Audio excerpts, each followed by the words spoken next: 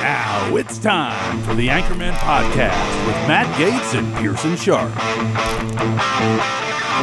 Welcome back to another episode of the Anchormen podcast. Now, I want you to enjoy this as your most healthy self. So I want to tell you about All Family Pharmacy. This is a team of patriots. They do things the right way.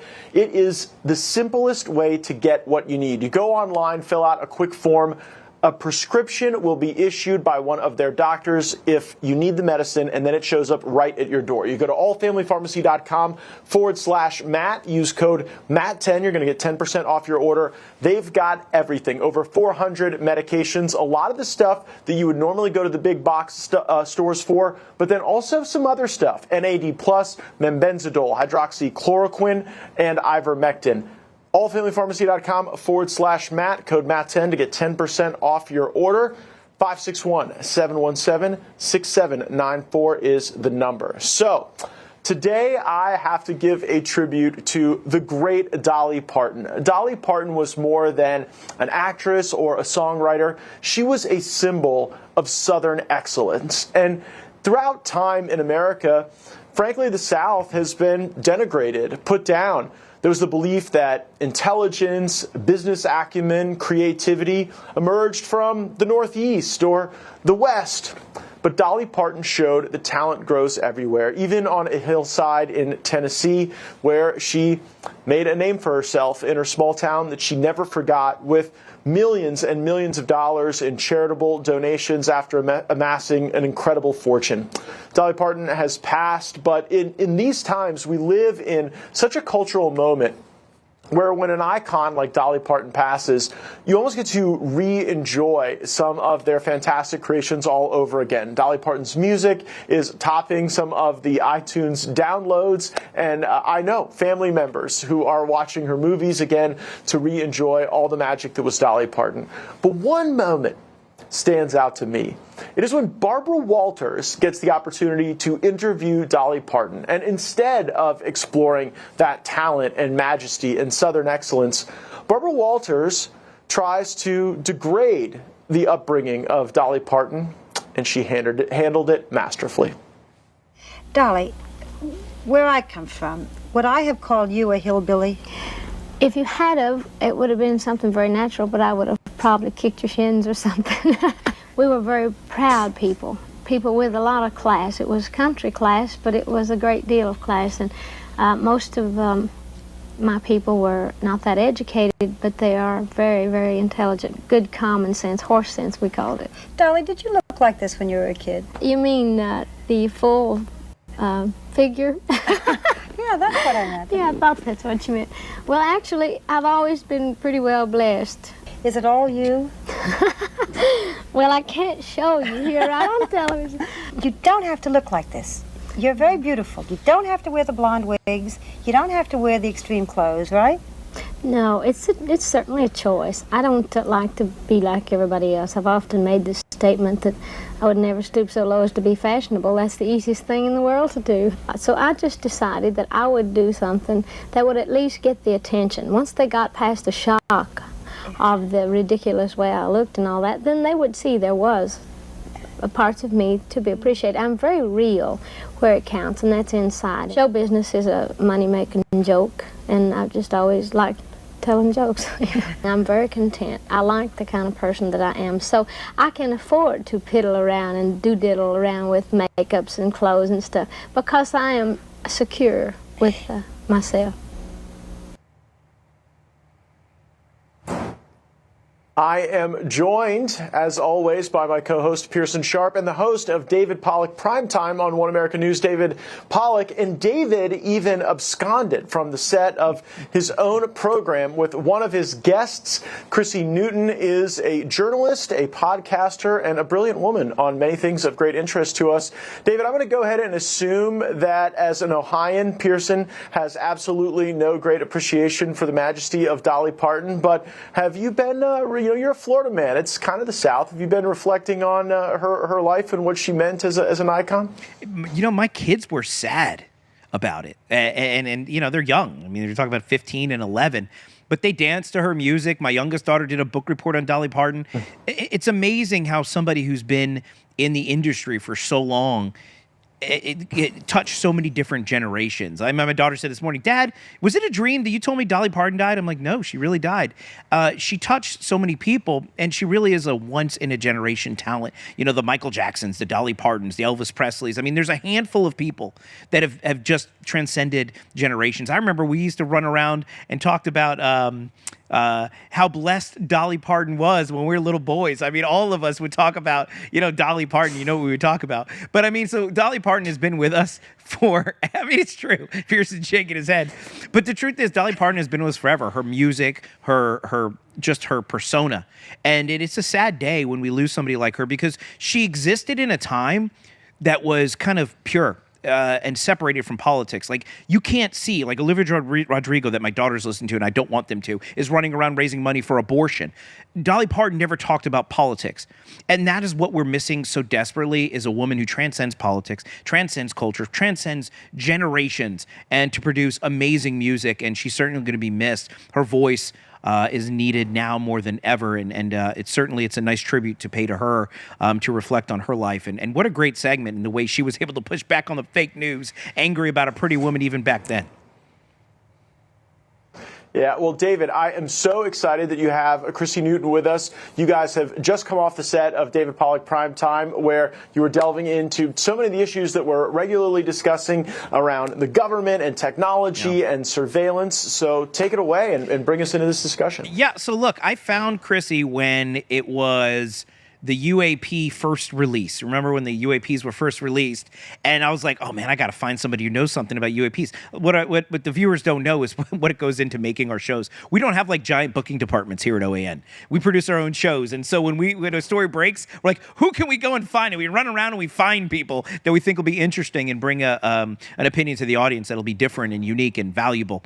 And so when that first UAP release came out, I don't know what those little dots were that kind of was floating across the screen. I was like, well, I need to bring in somebody who does. And I found Chrissy, and I had her on the show to talk about UAPs. And then I've since learned how much amazing work that she does outside of UAPs. She told me, she's like, UAPs isn't really even what I focus on. And then she told me about MK Ultra. And then it was right around the same time you and I were talking about MK Ultra. And I was just mind blown about the depths of MK Ultra and what they did and what they could still be doing.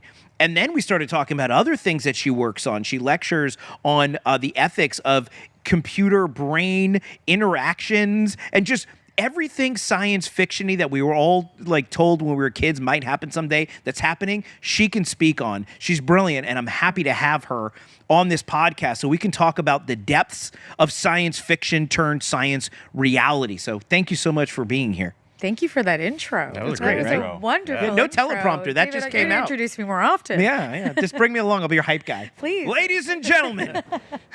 Thank you so much. Yeah, UFOs and brain-computer interfaces, MK Ultra, all of it is just fascinating. And we live in a world right now where these are huge topics. I never thought I would actually be saying that. I never thought that I would be reporting on this, but this is where we are today. Yeah, it's so crazy that we live in a time where we've always said, oh, there's aliens, there's UFOs and all of that stuff. And then the government was like, yeah, the government's keeping it from us. Then the government releases it, right? The government's kind of. Well, sort of, right. But then they're like, really. Oh, hey, well, okay. But we went from we think there's things floating around the sky. You're crazy. We went from it's just a weather balloon to, well, here's what we have, and we can't tell you what they are. We don't know if they're from Earth or not. We don't really know what they are. If we know, we can't tell you what they are. But here, take it for yourself. Here's these dots flowing across the screen that really outperform anything we've ever manufactured, and we're the most advanced military in the world. So we went from you're crazy to even say it's true to, well, here you go. You figure it out on your own. That in and of itself is a departure from everything we grew up with. But the crazy part about this is we went from yeah, whatever, you're crazy too. Yeah, here's what we have too. Here's what we have. And everyone's like, yeah, whatever, I don't care. I mean, is it really any kind of admission, though? Because they didn't give us anything. Well, did they give us anything? You are right. Well, you are right. They gave us something. Let's just say that. A woman told Pearson Sharp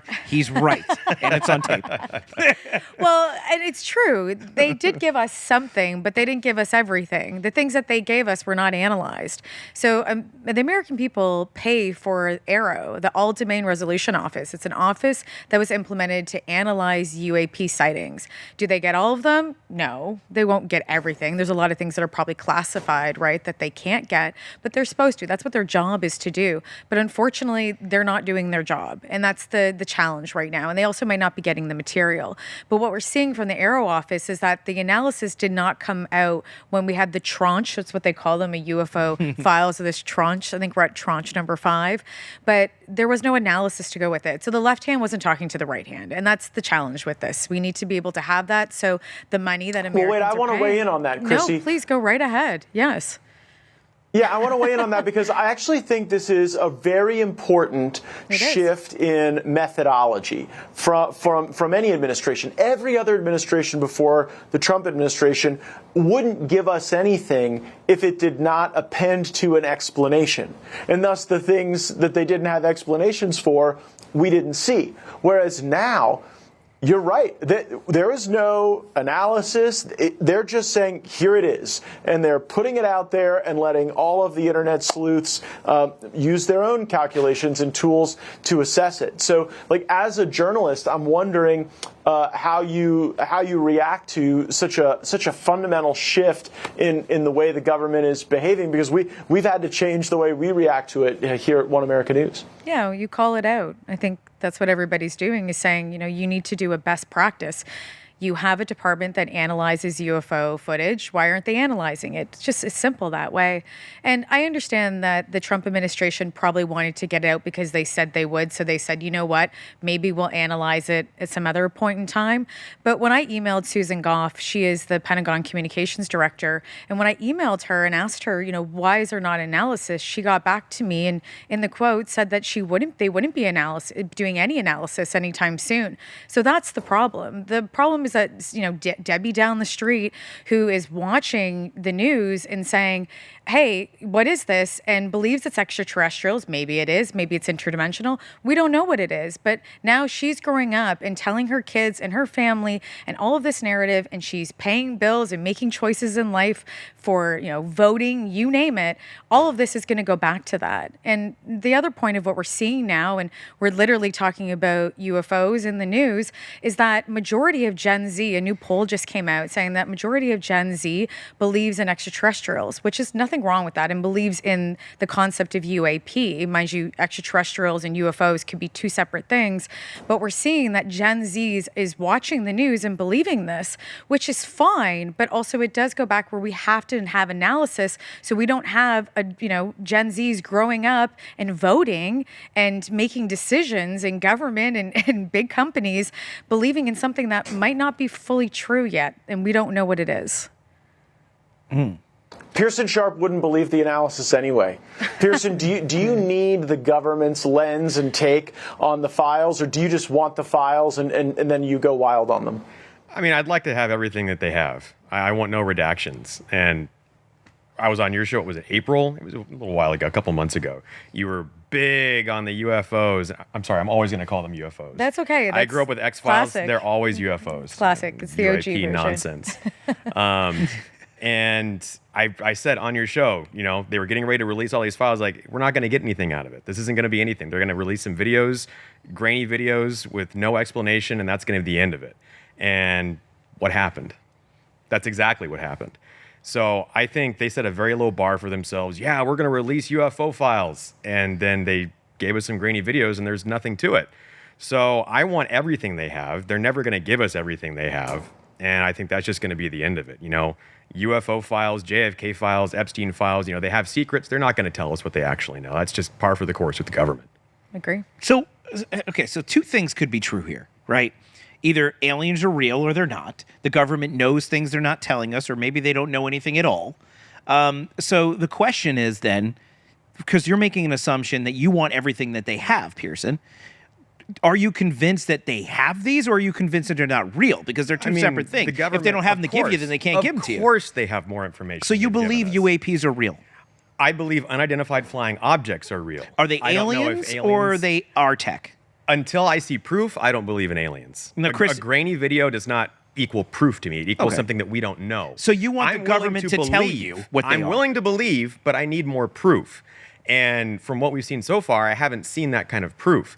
But we have talked to people from the CIA. We have talked to people who are on the inside, and their expert opinion is a lot of this stuff is driven towards creating a conspiracy towards fear, setting up the next COVID pandemic, setting up the next opportunity for the government to assume total control under the assumed auspices of some external threat that they need to protect us from at all costs. And so we need to give them all of this power so they can do that. That seems a lot more plausible to me than little green men running around somewhere. Well, sitting next to you is somebody who might know the answer. I thought you were going to say sitting next to you is a little green man. Like a little that green wasn't woman. in your bio. No, a little green woman.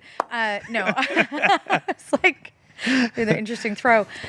Okay. There are 4 tribes of aliens. You could be one of them. That's what they do say. You know, I'm part of the little blue people, apparently. Should we check the math? Yes. Yeah. So I'm in the Smurf colony. Yeah, exactly.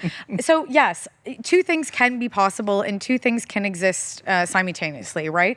So at one point, things that are interdimensional, we don't know what they are. They could be aliens. They could be connected to UFOs. Unidentified flying objects, right, are something that we just can't identify yet until we can identify it.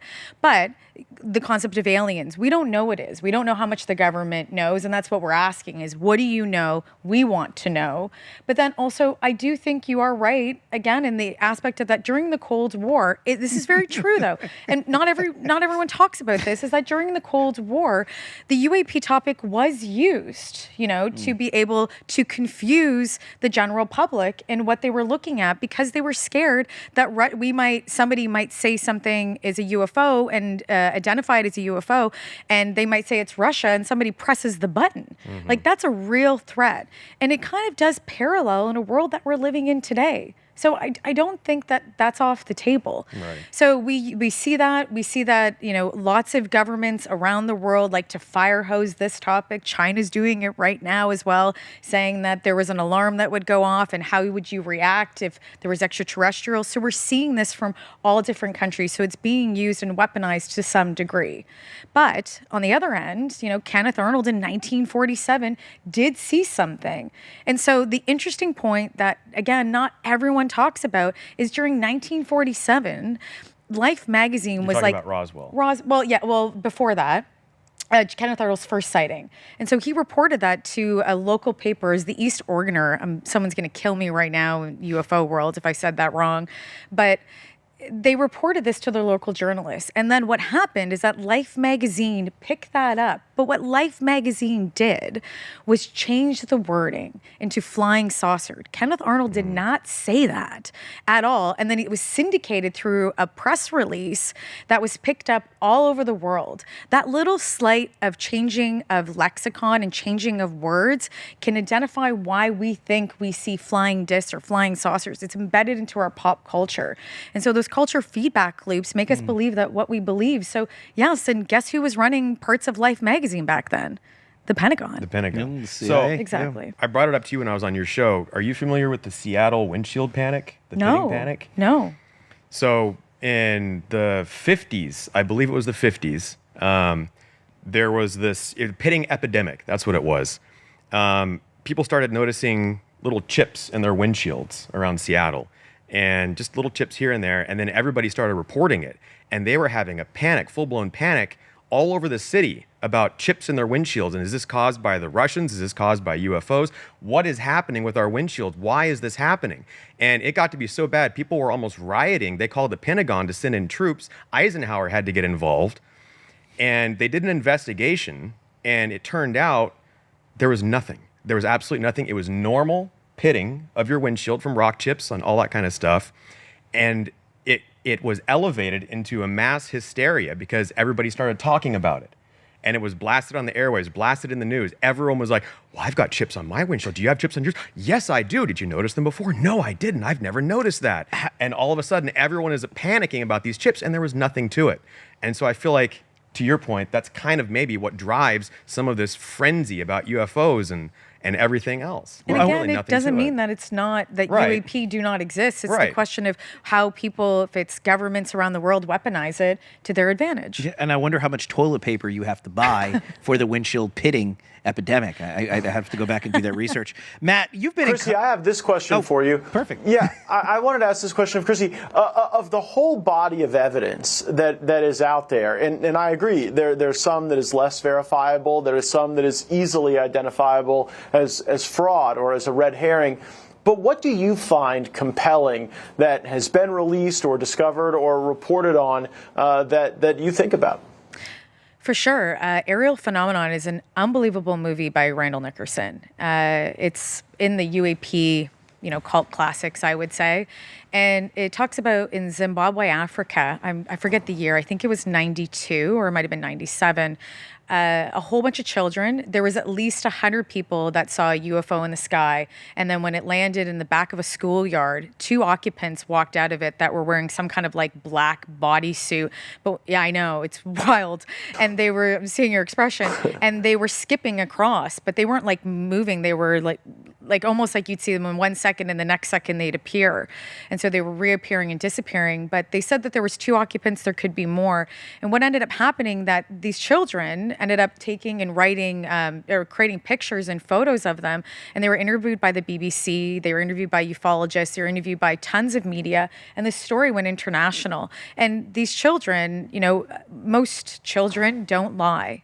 Right? And everything that they saw was very similar, and all these pictures were the same. So Randall Nickerson did an unbelievable documentary on it, and I highly suggest people watch it because it's wonderful evidence. It is a mass sighting. It has children involved with it. It has media sightings as well. It has media obviously covering it. There's interviews. There's psychologists that were part of this, interviewing these children. So it is everything you want for one of the best cases. When was this? I believe it was 92 or 97. Okay. Yeah. Okay. Because I feel like a lot of these cases, maybe Roswell, maybe sightings in the 90s, a lot of them can be explained by military technology. And a lot of the sightings do happen around military bases. And, a lot of them, I'm not totally dismissing These it. occupants were wild looking, though. Okay. Yeah. I'm not totally dismissing Yes, it. yes. I'm just coming up with a rational, Occam's razor, shortest route to the answer is usually the right Some one. people called them like that they were puppeteers, and I was like, okay, I don't know that's if I'd go like that just far, in the but, middle of Zimbabwe, like, Africa, there's a group of puppeteers know just that, walking like, across the street. And you're like, no way. Some of the sightings were like the F-117, you Yes, know, yes. and things like that. And so I'm imagining an SR-71 flying Yes. over Africa and like has to crash or bails out or they something. watched it land, and they watched this land, and that it's how the occupants moved, and it's the sound. There was this like that UAP sound that is like a high hum or sounds like buzzing bees of a swarm. Okay. And so the reason why is that it's not that for sure you're right that something could have flown over, that it would have been an aircraft or something classified, but it's the point that it landed and the occupants that came out and how they moved and how they skipped and kind of reappeared and disappeared, along with then I believe there was a sulfur smell that was attached to it, but mainly it was that buzzing sound. And again, when I asked Randall Nickerson, he said it was 100 people, but really in likeliness it was 200 people that saw this, and the children were petrified. But here's the thing, if you have black op programs flying and landing in the middle of schools in Zimbabwe, Africa, I'm sure it wasn't their first choice. But what's the point? And what's the point? And the way that these occupants moved is something that nobody's ever seen. The other point I forgot that I should make is that they were allegedly telepathically connecting with them and talking to them about, environmental issues, about what was going to happen on the planet. And all of these kids ended up receiving, a majority of these kids received the same message consistently telepathically with them. And they were about, I think, 6 or 8 feet away from the occupants. It's unbelievable. Okay. Well, So yeah, watch the dog. I'm just thinking, it's like, really good. If you have an advanced military aircraft land in backwater Zimbabwe, a society or culture of people who've never seen anything like that before, Well, in Zimbabwe, they have seen planes before. Right, no, but like, you've never seen an SR-71 come down. Well, not many people have seen an SR-71 in general. So that's my point. Well, all right. Let me ask them. I'm a skeptic. I'm sorry. No, it's okay to be skeptical. we need skeptics. But now here's the question. We need them. And here's the question. Yeah. So something landed, something came out of it that was doing something odd, and there's enough accounts that suggest it. We don't know what it is, but let me ask you, because, again, we're talking about two categories of things. You talked about UAPs, are they from another world? You keep mentioning interdimensional. And what's really interesting is Anna Paulina Luna, when she was reporting on this, she said she also talked about interdimensional. The vice president talked about interdimensional beings, and she also said to read the book of Enoch. So there's all of these different sort of religious, dimensional. Are they demons? What dimension are they coming from? What does interdimensional mean? Because a lot of people are thinking, like, are they time travelers? What does it mean to be interdimensional? Well, there is a time traveler theory that Dr. Michael Masters has that has come out. But really, interdimensional was coined by Jacques Vallée, who was a scientist who has written many books. He was an astronomer. He had one of the first AI degrees ever that came out. I think at the first, 32. I think he had, number 30. And he also did Capella, which was the first UFO database. And he worked adjacent to Project Blue Book and was best friends with J. Allen Hynek, who was the one who looked into Project Blue Book. I've worked with Jacques Vallée. He's unbelievable man. I call him a BFG, a big friendly giant. He's just an unbelievable human, and I feel very proud to get to know him. But he's the one who coined that. So it either is something that is living within another dimension. We have space and time, right? We can't see space and time, and maybe it's a dimension above that, right? And so I can see you. Hear the breath, I'm just trying to breath. I'm comprehending all this. His skepticism is filling the room. Here's the other aspect. Exactly. I can feel it. Here's the thing, though, is that with interdimensional, I know Anna Paulina Luna did mention it. David Grush mentioned it. He is the intelligence official that we broke that story at the debrief, and then News Nation co-broke literally moments after us with Ross Coulthart.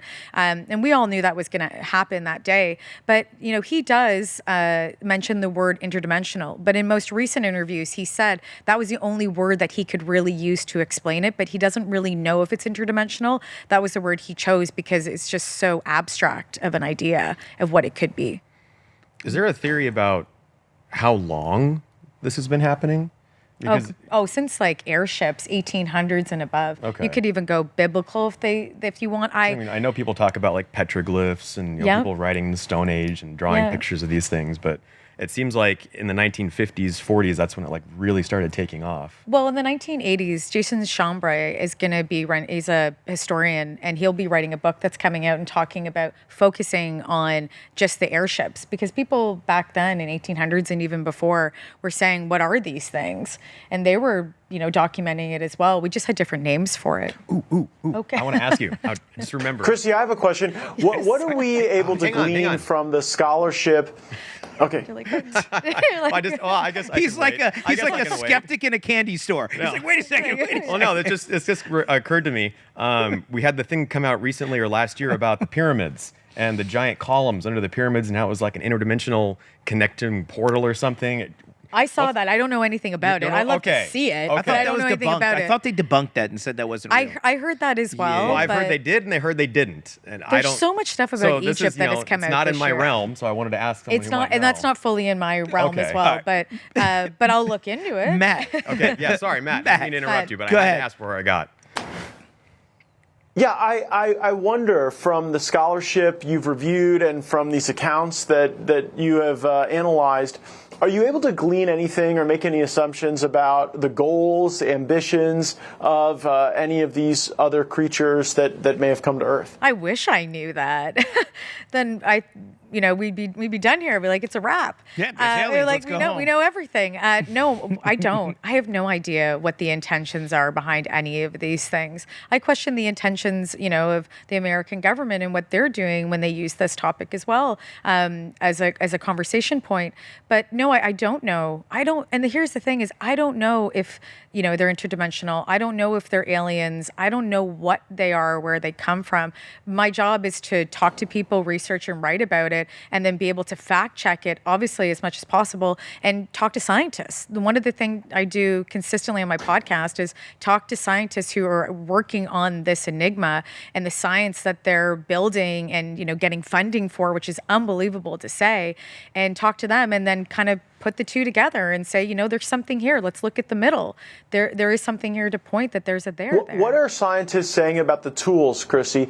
Because one of the things I found very interesting is you could take one event, right, and there might be a witness account of that event. There might be a photograph of that event, but then there could be sonar, there could be radar, there could be infrared. There's all these different layers of information you can do to get a more complete picture of what has happened. And in these conversations you've had with scientists, have they talked about a toolkit that'll get us closer to some of these answers? That's a great question. I know they're looking at warp drive theory. Sonny Harold White at Kashmir and before was Limitless Space is looking at warp drive theory as a possibility that this is how UAP travels. And so the one thing that the National Science Foundation is doing, which is really wonderful, and I was lucky enough to be sent one of their interagency meetings about UFOs and the stuff that they were funding around, frontier science. And I broke that story, and the story really focused on remote viewing, UFOs. It was all this really wonderful sci-fi things that you would be surprised that the government was funding. But why they were funding it is a lot of this is adjacent, obviously, to propulsions or other types of edge science, or adjacent to UAP. So when you're funding something that is going to answer maybe another question or another challenge, you're also going to be able to use it to investigate UFOs. So propulsion is the number one. How do these things operate? How are they flying in impunity? And everybody wants to know what they are. I don't know if we're going to get there, but maybe we'll figure out how they're actually flying, and that's the first step. Have you talked to any of because it seems like a lot of the information, a lot of the videos we're getting are from fighter pilots. Yeah, Ryan Graves. Yeah. Okay. Yeah, I've met Ryan Graves many a times. Yeah, a wonderful person. A lot of the videos that we see, fighter pilot. a lot of the videos, you talked about the flying saucer, how it started, but they all seem to be today like pill-shaped, sort of like little Tic Tac. Little Tic Tacs. What's the theory on or what shapes are we looking at today? I don't know. It's just very interesting to me that all of a sudden they're like pill-shaped, and then you see them drop into the water. Transmedium. That's always kind of strange too. Yeah, there's transmedium if they're flying within the water, atmosphere, and then space, right? That's what transmedium is, one of the identifiers if it's a UFO or not. There's 5 different identifiers, and it's one of them. But that Tic Tac shape's actually been around for a really long time. Really? Yeah, and so one of the interesting things, I think, is that the shapes, we do see them evolve with us over time and how maybe we have viewed ourselves, and pop culture, again, culture feedback loops contributes to that. But the shapes have really been consistent. But what's been really wild is in the past couple of years, we've gotten like Spaghetti Monster and like the Pac-Man and like the balloons floating that they make fuzzy and call it, different things. Well, that's part of that too, spy balloons, right? Yeah. And say they're UFOs. That's a huge problem. But yeah, the shapes have been really distinctly weird this past like 2 to 3 years. But before that, they've actually stayed pretty consistent over a period of time. Yeah. So, and there's a, here's what I think. Here's at least what I've observed and what I've researched, and you know way more than I do about it. And then I do want to shift to MK Ultra, because as fascinating as Aliens is, and we could literally fill the whole show with this, MK Ultra is something that I want to pick your brain about too, because it's fascinating. But on this, so I've done a ton of research trying to figure out what that is too, because I've seen the grainy videos. I'm trying to understand what it is. The only thing I can come up with, if they're not aliens and they're not interdimensional, is that at least somebody, whether it's our own government or maybe somebody off planet or that was on planet that can go on and off planet, has figured out a way to, and the reason why I believe this is because you always see these things near energy sources. And so there's, and you can tell me about it, but there's some kind of way where you can create an electromagnetic field around something and make it basically bypass gravity.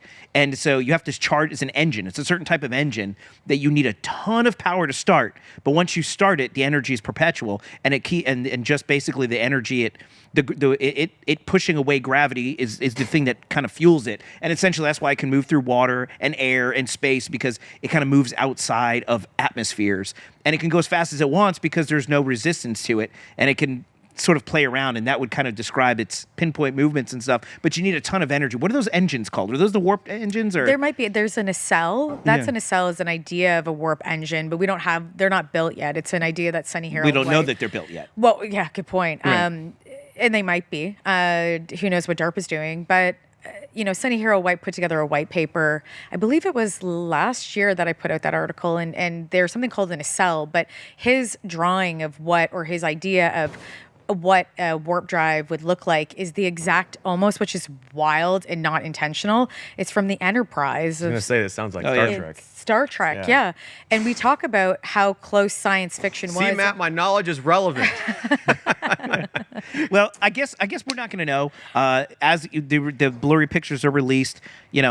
Maybe it's tech, and I spoke to some skeptic once that was more skeptical, even more than Pearson, that said, really, governments are not good at talking to each other, and one agency could have tech that another one doesn't know about, and just because fighter pilots may not know what they see, and even when members of Congress are briefed on what seemingly is unknown, it's because whoever's telling them what they know or don't know doesn't know, and it's really a siloed information, and like you mentioned, DARPA, Black Ops projects that are unfunded, not on books. I mean, really, I'm going to throw it to Matt to finish his talk before we move on to MK Ultra, because you've been in those briefings, Matt. You've had a lot of viral social media moments about UFOs. What's your take on it? I sat on the subcommittee that oversaw DARPA for 6 years, and I never observed technologies that would explain what we've seen in some of these tranches. Now, again, I'm sure some of this stuff are weather balloons. Because the limits of my knowledge are the limits of the stuff we have going on. And, when you see that crazy star bouncing around, when you see particularly, what Chrissy was saying about propulsion, about the ability to traverse air, water, and then form and reform, like, I can tell you there's not stuff in DARPA that does that based on my review as a congressman. Well, there you go. I guess we'll never know. So let's talk about something else we don't know. Whether MK Ultra is still happening, and just to give the viewers a background on MK Ultra, and we've talked about this briefly on this podcast. A couple of times. I've talked about it on my show, but MK Ultra is not the name of a rave or one of these EDM festivals. It's a program. Although it did involve some of the same drugs. That is true. Very true. Maybe that's why. Maybe we should start a rave called MK Ultra. But there's this program, essentially, that the CIA was running, and this is my explanation of my understanding of it, and it's probably going to be completely inaccurate, and Chris will correct me. But basically, the government had this program where they were just scooping up people from various parts of society, whether there be homeless people or criminals or people from jails or just people at a bar looking to pick up women. They would collect them, kidnap them, and essentially give them lots of drugs over a period of time. The idea was to wipe their minds by giving them all kinds of drugs and torture and different experiments, and then replace their mind with whatever they wanted to do with them. There was various, nobody knows why they were doing it or what they hoped to accomplish from the program. We just know through releases of these burn bags that this was in fact happening. And the question is whether it's still happening, because there's been multiple countries involved. I talked about today on my show in Germany. They took I guess it was an old lab or something, and they used it as basically a CIA torture chamber, and they brought these MK Ultra people there. They were using Nazi scientists. And we talked about the horrible experiments they did. I think, Matt, you and I talked about this on my show. So basically what the audience needs to understand is that there's a program called MK Ultra. It's not a conspiracy theory. It's real, where the CIA, working both in the United States and in foreign countries with foreign governments, were kidnapping people, giving them all kinds of drugs, performing experiments on them, recruiting people to recruit people for this program. And there's real victims, people who actually were in this program, and then doing God knows what with them once they were reprogrammed. The only conspiracy theory is what they did with these people after they were programmed, and that's the part where we can discuss. But did I miss anything? No, that was great. It's so true. Yeah, it's wild to know that it's even real. And so you've done a ton of research on this MK Ultra. So briefly, with the program that happened, do we know what happened to the people that were MK Ultra'd, how many victims there were, and what is MK Ultra now? Mm-hmm. That's a great question. We don't know what MK Ultra is now. We won't know for the next 20 or 30 years, or maybe never, right? Of what's happening. I hope we do. And the people that are suffering, I'm sorry, because it's wild. the first question you asked me is, when, right? So like 1953 to 1973, so 20-year span of this. And it's, sorry, what was the other part you asked me there? Oh, well, first question first was, what happened to the people that were MK Ultra? Right. Where are they now? Right. Well, some are victims. We don't know how many there were, but we know that there was multiple victims, specifically in the Alan McMorrill Institute in Canada, in Montreal. So were there, not to interrupt your No, it's flow, okay, but go were ahead. there hundreds of victims, thousands of victims, tens We of don't thousands? know. We don't know. No idea. We have no idea. We know that there's victims that, because we could say there was hundreds, but there might be thousands. There was children and women targeted mainly. I know. It's it targeted mainly, and men as well. Why do you think that's the case? Because we have researched that too, Chrissy, and we have found the same thing, that there are victim accounts of children in vulnerable situations on the U.S.-Mexico border, in war zones, that were abducted for this purpose. Why do this to children? Well, it's horrible. I don't know why they were doing it with children, but what I can imagine and assume that they were doing is they were testing. In Canada, I wrote a story. This is wild, but the same thing with the Indigenous community. We have residential schools, and we have tens of thousands of children that are under these schools that we have found that ended up dying at residential schools. And we found it through some of these reports, and I know it's horrible. And so we found out through some of these reports that at residential schools, they were doing psi testing.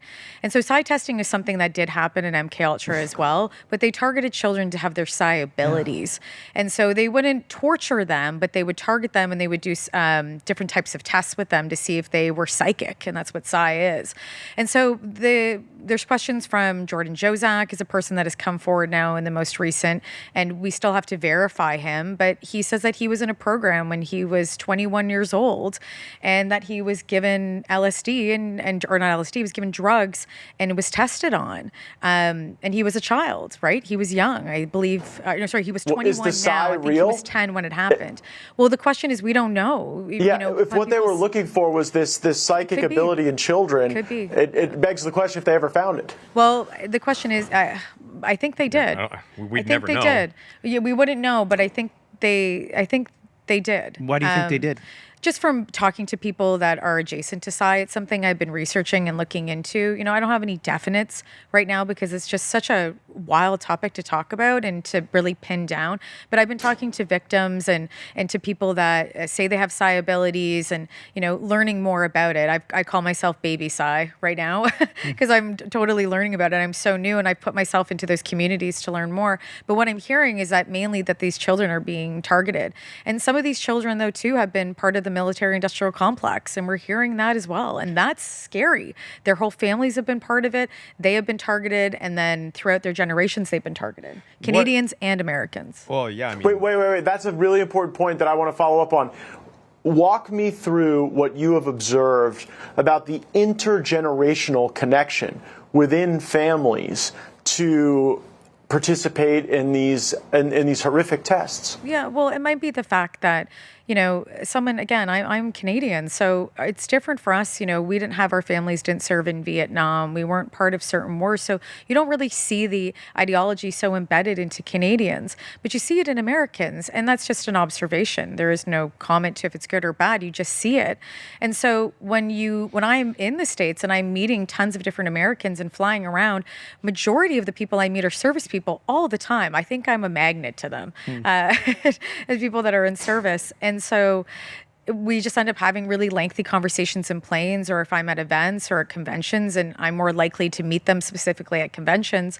But what I'm seeing, though, especially if it's been psi, I've asked them within Canada, and these are people in MK Ultra too. I just got off a call with a daughter of a victim, and their family was intergenerations involved in the military, and so you're seeing this connection to it. I don't know what that connection is. I hope I show up tomorrow.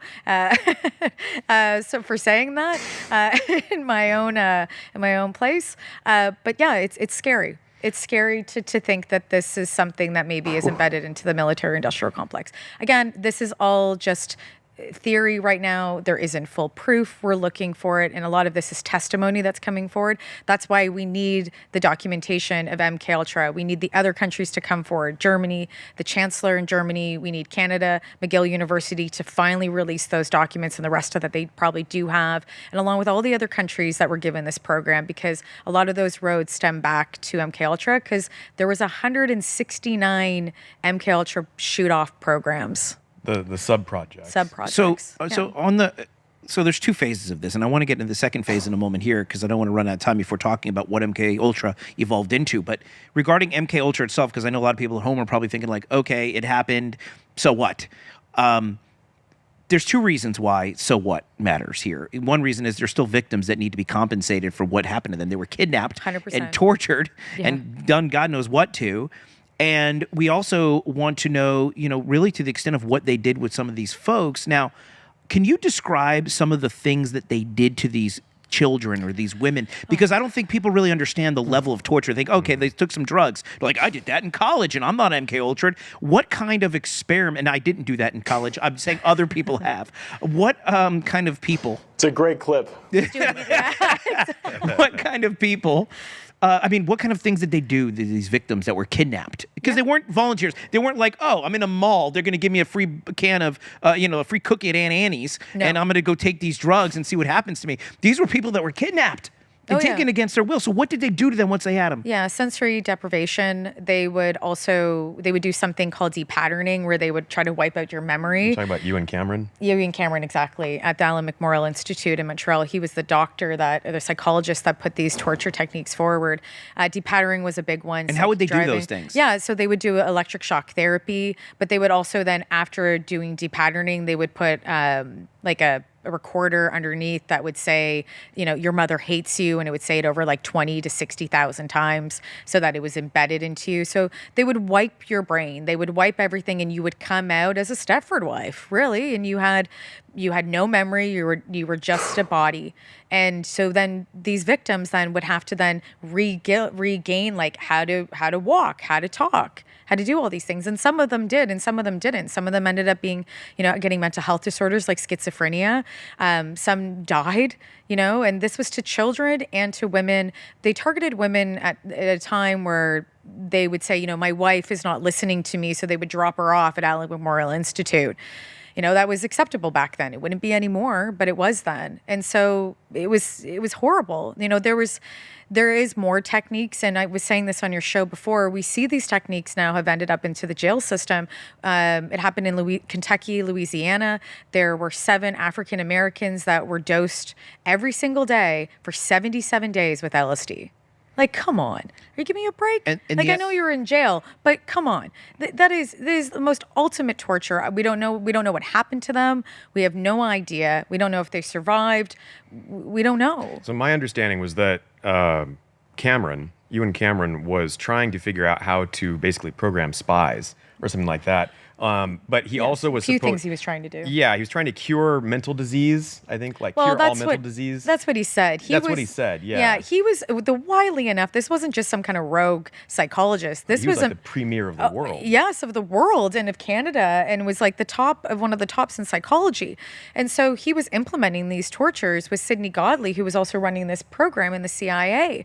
And so it's horrible. It's horrendous what happened. And now, again, we look at things like I was mentioning before, Guantanamo Bay. We've seen these torture techniques now in also Guantanamo Bay. And it's happened during the 9/11 raids. There were innocent victims that were picked up, and one specifically is in jail still. I never can announce his name properly. I'm so sorry.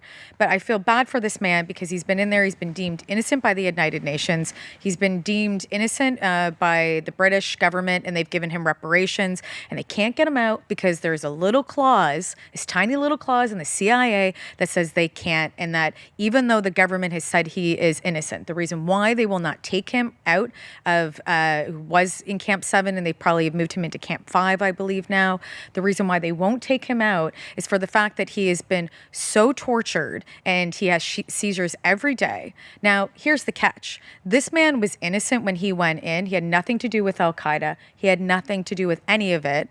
But what this man had when he came in was a split personality disorder. The government did MK Ultra tactics, would waterboard him, would put him in a coffin with water up to here, would sexually harass him. They would do electric shock. They did everything to this man, and he was innocent. All he had was a split personality disorder, and that's it. They tortured a man with a split personality disorder. So the idea That's here the is truth. Yeah. that you. He's still there now too. So the idea is you mess with their brains, you reprogram them, and then you sort of. And the idea with these folks, these captured combatants or whatever, then you go and let them loose amongst the Taliban or wherever they came from, and now they've been reprogrammed to kind of turn against their own people, which begs the question, and Matt, I'm curious to know what you think about this, which begs the question, what happened to the program now? Because now we're talking about a program that supposedly ended, but yet these tactics are arguably still being implemented, as you mentioned, and then you look at various events, and this is a conspiracy side, so put your tinfoil hats on, but now you look at situations where, you know, even the Lindsay Clancy's of the world, you have the people who do kind of crazy things. What inspired them? The school shooters, the Fort Hood shooters, like all these people who just something triggers inside of them. They do these horrific things. Is it possible that these people are being MK Ultra'd? Well, if you want to believe Tom O'Neill, who is an investigative journalist, he wrote a book on this and said that's what Manson was part of. And I've never gone down that road fully yet. And you might, again, Matt, you might know more than I would. I haven't. We've spoken to witnesses. Okay. There you go. We've spoken to witnesses who say that Charles Manson was the driver of the van that a number of these women would get into to go to various parties in the Hollywood scene and get people into compromising situations, and that Manson was very mild-mannered at that point. And the witnesses we've spoken to had nothing but good things to say about him, but it shows the volatility here. And David asks the operative question. I've never known the government to shut down anything that worked. And just because something doesn't work, that doesn't really mean that we shut it down either. You can look throughout the Pentagon at examples that are replete with failure but continue to receive funding. Things change name. Things end up in different places. But if there was ever a time where they were able to get what they wanted, and I think that Chrissy identified the psi as one of the features that they wanted, but they also wanted operational capability. They wanted to be able to put these people in situations to drive conduct, and that was the genesis in Nazi Germany of a lot of these experiments that emerged in MK Ultra. So do I believe that the CIA is doing experimental testing that involves drugs, chemicals, and vulnerable people to this day in order to achieve operational capability? I'd be very surprised if they were not. Aligned. No. Well, on that note, Matt, we're running short on time. Final thoughts on I could talk to Chrissy all day. I'm so glad that we get to watch her on David Pollock Primetime. Oh, that's nice. Thank you. That's a very nice compliment. I could be here all the time talking to you guys. Come back next week. Let's do it again. Well, what is so interesting about all of this stuff is that, you know, we tend to talk about the obvious things, right? We talk about politics, we talk about even sports and entertainment. And then when these really interesting sort of deep, dark stories come about, we seem to dismiss them as being too crazy to talk about, but they're actually real. And I think that's why all these shows are so interesting to people. Like, why aren't we talking about this more? And the fact that we don't talk about it is why these programs are allowed to happen. So us having these discussions, the transparency of it, I think protects us from these type of things, because if you take away the taboo nature of some of these things, well, maybe it wouldn't be so easy to have UAP programs or MK Ultra projects. Let's talk about it. Let's just make it as normal as anything. David, you know what else? You know what else will protect people? I do. Real assets like gold and silver. Folks can find it if they go to gatesgold.com. That is the opportunity to see where major financial institutions are projecting gold and silver to go. Many Americans have found protection for their wealth, their earnings. I was in Congress. I saw how money is printed. It is wasted. It is not the paper promise that you want to tie your future to. Go to gatesgold.com, or you can give them a call, 800-617-5373. They will white glove a full tax-free IRA rollover for you.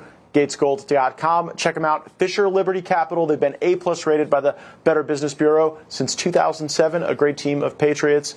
David, Chrissy, and Pearson, thank you so much. This was a delightful hour. Thank you. It's awesome. Want to see more great videos like this? Click on the link below to subscribe to OAN Live and watch Dan Ball's Real America and The Matt Gaetz Show on Dish Channel 212. Tune in, subscribe, and watch today.